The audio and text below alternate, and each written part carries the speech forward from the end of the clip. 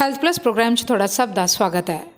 ਇਸ ਪ੍ਰੋਗਰਾਮ 'ਚ ਅੱਜ ਅਸੀਂ ਤੁਹਾਡੀ ਮੁਲਾਕਾਤ ਕਰਵਾਉਣ ਜਾ ਰਹੇ ਹਾਂ ਸੀਨੀਅਰ ਕੰਸਲਟੈਂਟ ਦੇ ਨਾਲ, ਜੋ ਕਿ ਡਿਪਾਰਟਮੈਂਟ ਆਫ ਸਰਜਰੀ ਦੇ ਸੀਨੀਅਰ ਕੰਸਲਟੈਂਟ ਨੇ, ਡਾਕਟਰ ਅਨਿਲ ਵਿਰਦੀ ਜੀ। ਇਹਨਾਂ ਦੁਆਰਾ ਹਜ਼ਾਰਾਂ ਦੀ ਗਿਣਤੀ ਦੇ ਵਿੱਚ ਮਰੀਜ਼ਾਂ ਦੀ ਸਰਜਰੀ ਕੀਤੀ ਜਾ ਚੁੱਕੀ ਤੇ ਉਹ ਮਰੀਜ਼ ਨਵੀਂ ਜ਼ਿੰਦਗੀ ਪਾ ਚੁੱਕੇ ਨੇ। ਸਾਡੀ ਟੀਮ ਨੇ ਡਾਕਟਰ ਅਨਿਲ ਵਿਰਦੀ ਜੀ ਨਾਲ ਗੱਲਬਾਤ ਕੀਤੀ।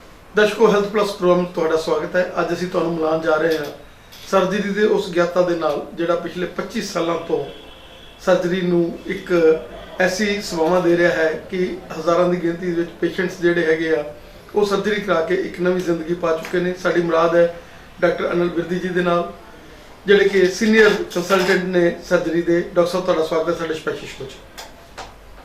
थैंक यू गर्ग साहब। मैं जिवें गर्ग साहब कह रहे हैं, मैं डॉक्टर अनिल विरदी हाँ। और इस तो पहला कि मैं अपने बारे दसा, सब तो पहला तो मैं ये कहना चाहना कि कोई भी फील्ड होवे, कोई भी प्रोफैशन होवे, असी कोई भी काम क्यों ना करिए, किसी भी अहुदे ते क्यों ना पहुँच जाइए, उहदे विच हमेशा ही एक परमात्मा की बख्शिश होंदी है, उहदी मेहर होंदी है।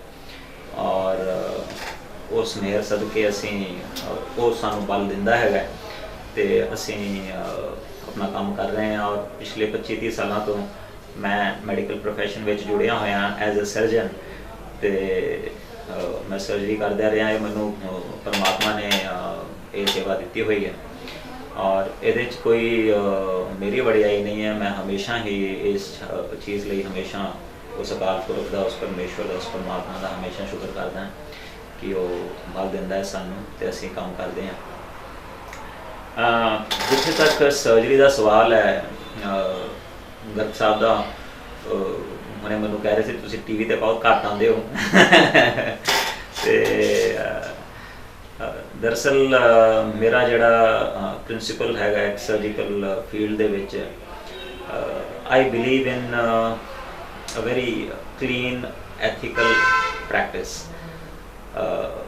मेरी ज़िंदगी का असूल है। मेरे टीचर तो भी मैं यही सीखा। मेरे टीचर डॉक्टर बलवंत सिंह टुंग, अगर तुसीं उन्हां दा नाम सुनिया होएगा, वो इंडिया के काफ़ी मन्ने हुए सर्जन जिहड़े कि हुण इस दुनिया च नहीं रहे, तो मैं उन्हां तो सर्जरी सीखी सी। उन्हां दे नीचे मैं काम कीता सीगा और उन्हां दी अच्छी गाइडेंस और अच्छी टीचिंग दे नाल मैं यही अपनी लाइफ का प्रिंसिपल बनाया है कि अपना काम करना है, ऑनेस्टी नाल करना है, डिग्निटी नाल करना है और क्लीन और एथिकल प्रैक्टिस करनी है, जिहदे विच कि पेशेंट का फायदा होए, समाज का फायदा होए। मैं अपनी लाइफ दे विच मेरा ये मनना, और अक्सर मेरे टीचर मैनूं कहंदे हुंदे सीगे कि कोई भी सर्जन है इस सारे वर्ल्ड दे विच जिन्ने भी असी सर्जनस हैगे ने, कोई भी जदों असी सर्जरी सीखते हैं, जदों मैं सर्जरी सीखी सी वे बैक 90s दे विच, ते जदों मैं सर्जरी सीखी सी मैनूं भी याद है कि सानूं जदों पहली बारी ऑपरेशन करन नूं सानूं जदों कहा जांदा सीगा, ते हमेशा और हमेशा सानूं एक कह लो कि एक पूअर पेशेंट ते एक मरीज़ जिहड़ा कि गरीब तबके का हुंदा सीगा, उहदे उपर ही सर्जरी सीखण नूं मिली। और ये इतिहास है और ये हर जगह इंडिया दे विच किसी भी वड्डे हॉस्पिटल दे विच अगर कोई पेशेंट VIP हुंदा है जिन्हें कि अच्छी फीस देनी हुंदी है, उहदी सर्जरी हमेशा ही हमेशा बॉस करता है और नवा स्टूडेंट कभी भी वो सर्जरी हाथ नहीं पाउंदा है। मेरे टीचर हमेशा मैनूं कहंदे सी और उन्हां दी गल्लां हुंदे हजे भी मैनूं याद हैगी है। और मैं जदों हर सर्जन अपनी ज़िंदगी च देखे कि पहली सर्जरी उन्हें जिहड़ी भी जिस टाइप की, चाहे उन्हें अपेंडिक्स किया होवे, हरनिया किया होवे, चाहे उन्हें कैंसर का ऑपरेशन किया होवे, पहली बारी जदों वो सर्जरी किसी भी टाइप की करता है तो हमेशा ही एक गरीब पेशेंट ते सर्जरी करता है।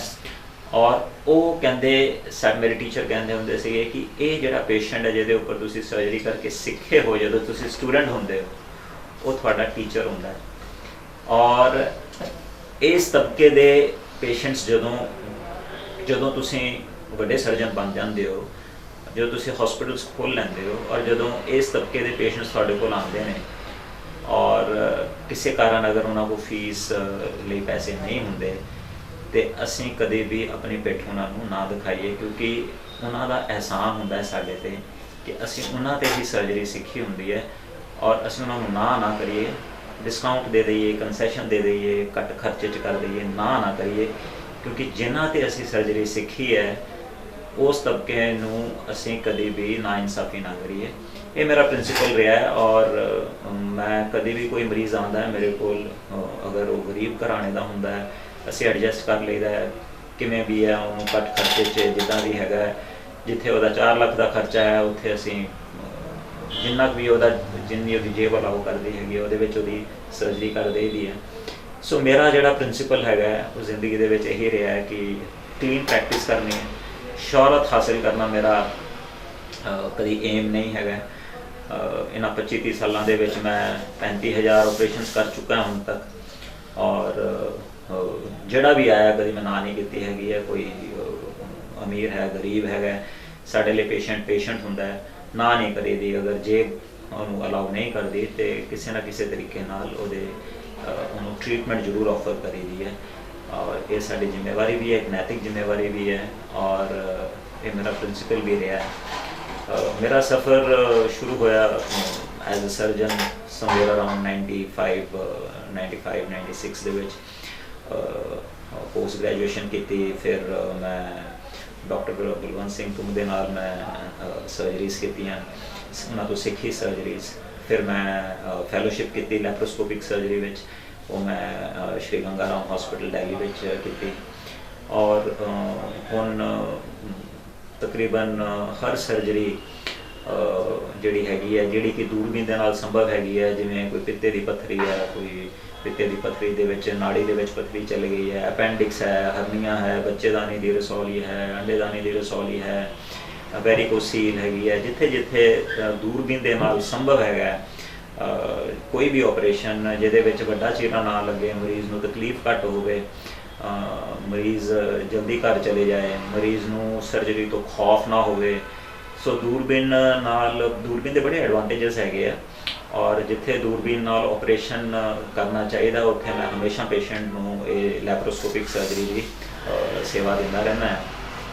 ਔਰ ਲੈਪਰੋਸਕੋਪਿਕ ਸਰਜਰੀ ਦਾ ਇੱਕ ਸਭ ਤੋਂ ਜਿਹੜਾ ਵੱਡਾ ਐਡਵਾਂਟੇਜ, ਇਹ ਤਾਂ ਸਾਨੂੰ ਪਤਾ ਹੀ ਹੈ ਕਿ ਵੀ ਚੀਰ ਫਾੜ ਘੱਟ ਹੁੰਦੀ ਹੈ। ਇੱਕ ਹੈ ਕਿ ਮਰੀਜ਼ ਨੂੰ ਦਰਦ ਬੜੀ ਘੱਟ ਹੁੰਦੀ ਹੈ। ਹਾਲਾਂਕਿ ਲੈਪਰੋਸਕੋਪੀ ਦੀ ਜਿਹੜੀ ਇੱਕ ਇਨਵੈਸਟਮੈਂਟ ਹਸਪੀਟਲ ਲਈ ਥੋੜ੍ਹੀ ਜ਼ਰੂਰ ਜ਼ਿਆਦਾ ਹੁੰਦੀ ਹੈ ਕਿਉਂਕਿ ਮਹਿੰਗਾ ਸਮਾਨ ਵਰਤਿਆ ਜਾਂਦਾ ਹੈ, ਮਹਿੰਗੀਆਂ ਦੂਰਬੀਨਾਂ ਹੁੰਦੀਆਂ, ਲੇਕਿਨ ਮਰੀਜ਼ ਨੂੰ ਇਹਦਾ ਬੜਾ ਫਾਇਦਾ ਹੁੰਦਾ ਹੈ ਕਿ ਮਰੀਜ਼ ਸਵੇਰੇ ਆਉਂਦਾ ਹੈਗਾ, ਉਹਦਾ ਆਪਰੇਸ਼ਨ ਹੁੰਦਾ ਹੈ, ਸ਼ਾਮੀ ਘਰ ਚਲੇ ਜਾਂਦਾ ਹੈ, ਤਕਲੀਫ ਘੱਟ ਹੁੰਦੀ ਹੈ। ਲੇਕਿਨ ਮੈਂ ਵੀ ਹਮੇਸ਼ਾ ਕਹਿੰਦਾ ਹੁੰਦਾ ਹੈ ਕਿ ਸਰਜਰੀ ਹੀ ਹੁੰਦੀ ਹੈ। ਅਗਰ ਦੂਰਬੀਨ ਦੇ ਨਾਲ ਕਰੋ ਔਰ ਅਗਰ ਕਿਸੇ ਕਾਰਨ ਕੋਈ ਬਿਮਾਰੀ ਜਿਹੜੀ ਦੂਰਬੀਨ ਦੇ ਨਾਲ ਸੰਭਵ ਨਹੀਂ ਹੁੰਦੀ ਹੈ, ਅੱਜ ਕੱਲ੍ਹ ਵੱਡੇ ਕੈਂਸਰ ਦੇ ਆਪਰੇਸ਼ਨ ਹੈ ਜਿੱਥੇ ਵੀ ਦੂਰਬੀਨ ਦੇ ਨਾਲ ਆਪਰੇਸ਼ਨ ਨਹੀਂ ਹੁੰਦੇ, ਫਿਰ ਉਹਨੂੰ ਹੱਥ ਵਾਲਾ ਕਰਨਾ ਪੈਂਦਾ ਹੈ। ਸੋ ਮਰੀਜ਼ ਨੂੰ ਮੈਂ ਹਮੇਸ਼ਾ ਇਹੀ ਕਹਿੰਦਾ ਹੁੰਦਾ ਹੈ ਕਿ ਜਿੱਥੇ ਵੀ ਰਿਜ਼ਲਟ ਵਧੀਆ ਆਏ ਉਹ ਸਾਨੂੰ ਹਮੇਸ਼ਾ ਉਸ ਪਾਸੇ ਜਾਣਾ ਚਾਹੀਦਾ ਹੈ। ਦੂਰਬੀਨ ਦੇ ਆਪਰੇਸ਼ਨਸ ਜਿੱਥੇ ਕਾਮਯਾਬ ਹੈ ਉੱਥੇ ਦੂਰਬੀਨ ਦੇ ਆਪਰੇਸ਼ਨਸ ਹੋਣੇ ਚਾਹੀਦੇ ਆ। ਜਿੱਥੇ ਦੂਰਬੀਨ ਸਾਨੂੰ ਲੱਗਦਾ ਹੈ ਕਿ ਆਪਰੇਸ਼ਨ ਬਹੁਤ ਵੱਡਾ ਹੈਗਾ ਹੈ ਔਰ ਦੂਰਬੀਨ ਦੇ ਆਪਰੇਸ਼ਨ ਕਰਨ ਦੇ ਨਾਲ ਅਗਰ ਮਰੀਜ਼ ਨੂੰ ਫਾਇਦਾ ਨਹੀਂ ਹੁੰਦਾ, ਉੱਥੇ ਅਸੀਂ ਮਰੀਜ਼ਾਂ ਨੂੰ ਕਹਿੰਦੇ ਹੁੰਦੇ ਹਾਂ ਕਿ ਵੀ ਹਰ ਚੀਜ਼ ਦੂਰਬੀਨ ਨਾਲ ਸੰਭਵ ਨਹੀਂ ਹੁੰਦੀ। ਔਰ ਕਈ ਵਾਰੀ ਇੱਕ ਮਿਥ ਬਣ ਜਾਂਦਾ ਪਬਲਿਕ ਦੇ ਵਿੱਚ, ਕਈ ਵਾਰੀ ਲੋਕੀ ਕਹਿੰਦੇ ਆ ਕਿ ਵੀ ਹਰ ਚੀਜ਼ ਦੂਰਬੀਨ ਦੇ ਨਾਲ ਹੋ ਜਾਏ, ਉਹ ਸੰਭਵ ਨਹੀਂ ਹੁੰਦੀ ਕਿਉਂਕਿ ਇੱਕ ਮਿਥ ਹੁੰਦਾ, ਪੇਸ਼ੈਂਟ ਨੂੰ ਪਤਾ ਨਹੀਂ ਹੁੰਦਾ। ਤੋ ਇਸ ਲਈ ਲੇਕਿਨ ਸਰਜਰੀ ਦਾ ਇੱਕ ਜਿਹੜਾ ਇੱਕ ਮੋਡੈਲਿਟੀ ਆਫ ਟ੍ਰੀਟਮੈਂਟ ਹੈ ਸਾਡੇ ਮੈਡੀਕਲ ਪ੍ਰੋਫੈਸ਼ਨ ਦੇ ਵਿੱਚ, ਹਜੇ ਵੀ ਇਹਦਾ ਕਾਫੀ ਵੱਡਾ ਰੋਲ ਹੈਗਾ।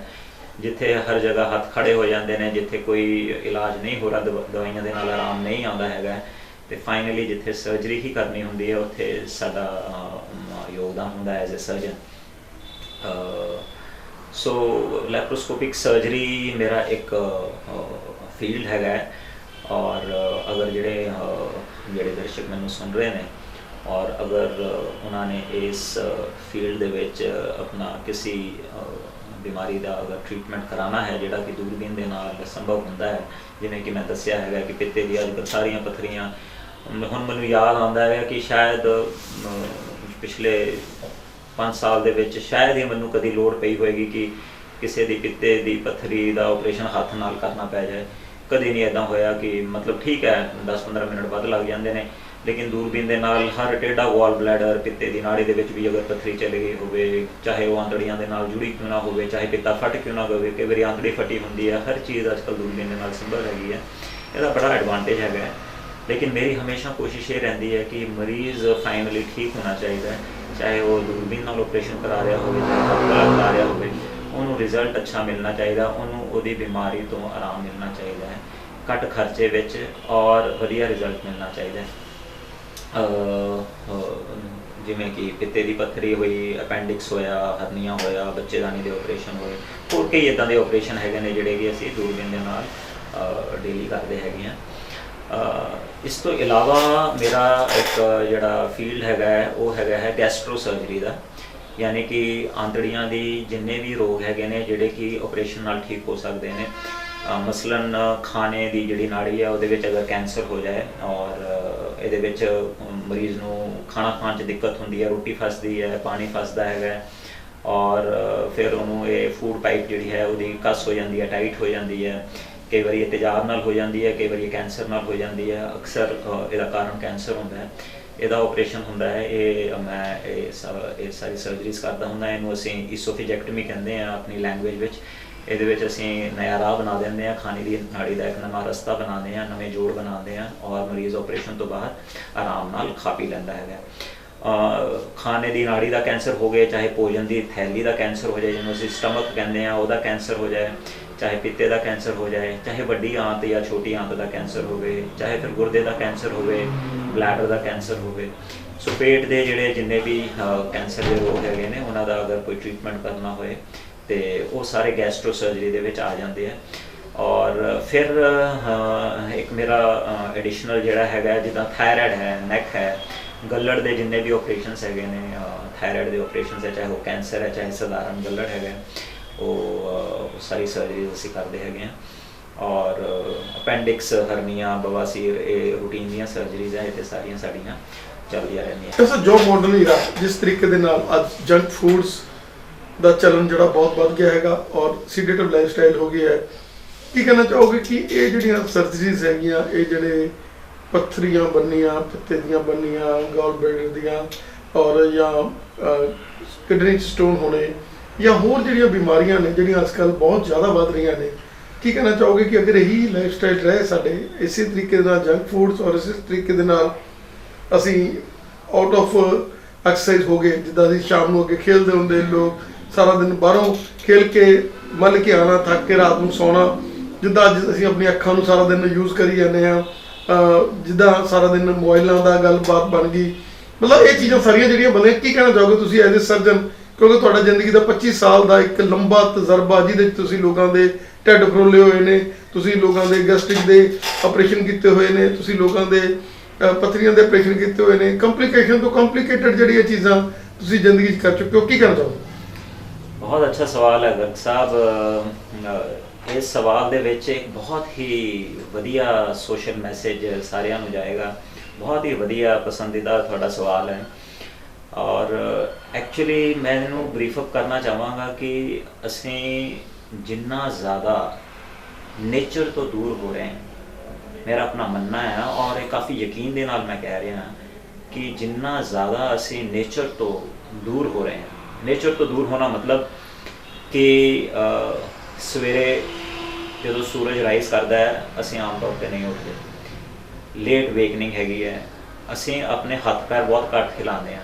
ਸਾਨੂੰ ਨੇਚਰ ਨੇ ਹੱਥ ਪੈਰ ਹਿਲਾਉਣ ਲਈ ਦਿੱਤੇ ਆ, ਅਸੀਂ ਉਹਨਾਂ ਹੱਥਾਂ ਪੈਰਾਂ ਨਾਲ ਕਾਰ ਚਲਾਉਂਦੇ ਹਾਂ ਅਤੇ ਕਲੱਚ ਔਰ ਬ੍ਰੇਕ ਦਬਾਉਂਦੇ ਹਾਂ, ਗੱਡੀਆਂ 'ਚ ਜਾਂਦੇ ਹਾਂ।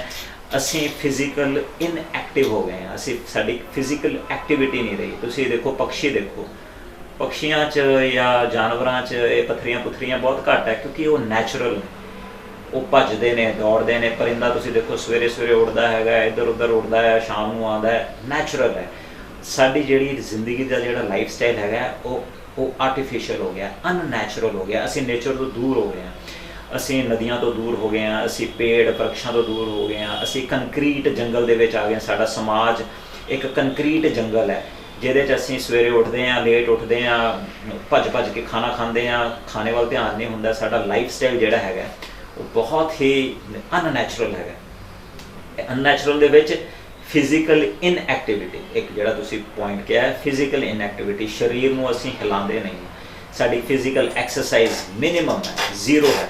ਅਰਬਨ ਲਾਈਫ ਸਟਾਈਲ ਪਿੰਡਾਂ ਦੇ ਵਿੱਚ ਹਜੇ ਫਿਰ ਹੈਲਦੀ ਹੈਗੇ ਨੇ, ਲੇਕਿਨ ਤੁਸੀਂ ਦੇਖੋ ਘਰਾਂ ਦੇ ਵਿੱਚ ਮੇਡ ਆ ਕੇ ਕੰਮ ਕਰ ਲੈਂਦੀਆਂ, ਠੀਕ ਹੈ ਨਾ। ਸੋ ਨੋਰਮਲੀ ਜਿਹੜੀ ਅਰਬਨ ਲਾਈਫ ਸਟਾਈਲ ਇੱਦਾਂ ਦਾ ਹੈ ਵੀ ਨੌਕਰੀ ਤੇ ਜਾਣਾ ਹੈ, ਮੇਡ ਨੇ ਕੰਮ ਕਰਨਾ ਹੈ, ਤੁਸੀਂ ਉੱਥੇ ਵੀ ਜਾ ਕੇ ਬੈਠ ਜਾਣਾ ਹੈ, ਬੈਠ ਕੇ ਸਾਰਾ ਕੰਮ ਕਰਨਾ ਹੈ, ਫਿਰ ਆਉਣਾ ਹੈ, ਫਿਰ ਸੌ ਜਾਣਾ ਹੈ, ਟੀਵੀ ਦੇਖਣਾ ਹੈ, ਮੋਬਾਈਲ ਦੇਖਣਾ ਹੈ, ਸੌ ਜਾਣਾ ਹੈ।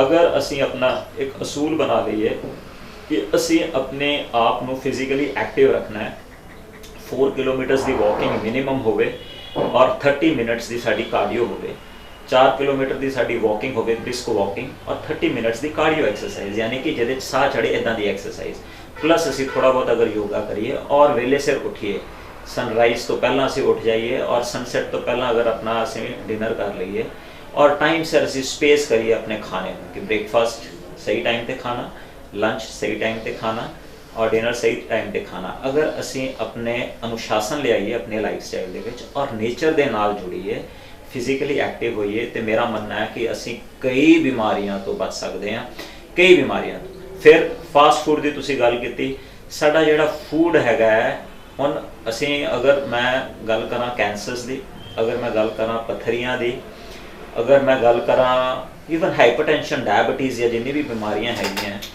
ਇਹ ਸਾਰੀ ਬਿਮਾਰੀ ਦਾ ਮੇਨ ਜਿਹੜਾ ਕਾਜ਼ ਹੈਗਾ ਆ ਉਹ ਸਾਡਾ ਐਨਵਾਇਰਮੈਂਟਲ ਫੈਕਟਰ, ਕਿ ਅਸੀਂ ਇੱਕ ਪੋਲਿਊਸ਼ਨ ਕਰਤਾ, ਆਪਣੇ ਆਪ 'ਚ ਅਸੀਂ ਫਿਜ਼ੀਕਲ ਇਨਐਕਟੀਵਿਟੀ ਕਰਤੀ, ਅਸੀਂ ਕੰਮ ਨਹੀਂ ਕਰਦੇ। ਇੱਕ ਸਾਡਾ ਫੂਡ ਜਿਹੜਾ ਹੈਗਾ ਉਹ ਪ੍ਰੋਪਰ ਨਹੀਂ ਹੈ, ਐਡਲਟਰੇਟਡ ਹੈ, ਉਹ ਵੀ ਪੋਲਿਊਟਡ ਹੈ, ਉੱਪਰੋਂ ਉਹ ਪ੍ਰੋਪਰ ਨਹੀਂ ਹੈ, ਹਾਈ ਫਾਈਬਰ ਨਹੀਂ ਹੈ, ਮਤਲਬ ਜੰਕ ਫੂਡ ਹੈਗਾ, ਪੈਪਸੀ ਕੋਲਾਸ ਹੈਗੇ ਨੇ, ਡਰਿੰਕਿੰਗ ਕਰਦੇ ਹਾਂ, ਸਮੋਕਿੰਗ ਕਰਦੇ ਹਾਂ। ਅਗਰ ਅਸੀਂ ਇਸ ਫੈਕਟਰਸ ਵੱਲ ਧਿਆਨ ਕਰੀਏ ਔਰ ਅਗਰ ਇਸ ਤਰ੍ਹਾਂ ਹੋ ਰਿਹਾ ਹੁੰਦਾ ਤੇ ਮੈਂ ਸ਼ਾਇਦ 35,000 ਸਰਜਰੀਜ਼ ਦੇ ਬਦਲੇ ਸ਼ਾਇਦ ਮੈਂ 3500 ਸਰਜਰੀਜ਼ ਕੀਤੀਆਂ ਹੋਣਗੀਆਂ, ਕਿਉਂਕਿ ਮਰੀਜ਼ ਹੀ ਨਹੀਂ ਹੋਣੇ ਸੀ ਔਰ ਹੈਲਥ ਹੋਣੀ ਸੀ। ਅਸੀਂ ਇੰਨੇ ਪੈਸੇ ਲਗਾਉਂਦੇ ਹਾਂ, ਇੰਨਾ ਹਾਈ ਇਨਫਰਾਸਟ੍ਰਕਚਰ 'ਤੇ ਸਪੈਂਡ ਕਰਦੇ ਹਾਂ, ਇੰਨਾ ਬਜਟ ਸਾਡਾ ਵਰਲਡ ਦਾ ਮੈਡੀਕਲ ਹੈਲਥ 'ਤੇ ਲੱਗਦਾ ਹੈ। ਮੈਂ ਇਹ ਕਹਿੰਦਾ ਹੁੰਦਾ ਕਿ ਅਗਰ ਪ੍ਰੀਵੈਂਟਿਵ ਐਸਪੈਕਟ 'ਤੇ ਲੋਕਾਂ ਨੂੰ ਅਵੇਅਰ ਕਰਨ ਲਈ ਅਗਰ ਆਪਾਂ ਇਹਦਾ 1/4 ਹਿੱਸਾ ਕੀ 10ਵਾਂ ਹਿੱਸਾ ਵੀ ਲਗਾ ਦਈਏ ਲੋਕਾਂ ਨੂੰ ਅਵੇਅਰ ਕਰਨ ਲਈ ਕਿ ਵੀ ਕਿ ਤੁਸੀਂ ਪ੍ਰੀਵੈਂਸ਼ਨ ਲਈ ਐਕਸਰਸਾਈਜ਼ ਕਰਨੀ ਆ, ਅੱਛਾ ਫੂਡ ਖਾਣਾ ਆ, ਐਨਵਾਇਰਨਮੈਂਟ ਨੂੰ ਸਾਫ਼ ਰੱਖਣਾ ਆ, ਵੇਲੇ ਸਿਰ ਉੱਠਣਾ, ਵੇਲੇ ਸਿਰ ਸੌਣਾ ਹੈਗਾ ਹੈ ਔਰ ਸਪੇਸ ਕਰਨਾ ਹੈ ਫੂਡ ਨੂੰ, ਔਰ ਨੇਚਰ ਦੇ ਨਾਲ ਜੁੜਨਾ ਹੈਗਾ ਹੈ, ਸਧਾਰਨ ਜ਼ਿੰਦਗੀ ਲੀਡ ਕਰਨੀ ਹੈ। ਮੈਂ ਦਾਅਵੇ ਨਾਲ ਕਹਿੰਦਾ ਹਾਂ ਕਿ 80% ਬਿਮਾਰੀਆਂ ਵੈਸੇ ਹੀ ਖਤਮ ਹੋ ਜਾਣੀਆਂ, ਚਾਹੇ ਉਹ ਬਲੱਡ ਪ੍ਰੈਸ਼ਰ ਹੈ, ਸ਼ੂਗਰ ਹੈ, ਚਾਹੇ ਕੋਈ ਆਪਰੇਸ਼ਨ ਦੀਆਂ ਕੋਈ ਪ੍ਰੋਬਲਮਸ ਹੈਗੀਆਂ।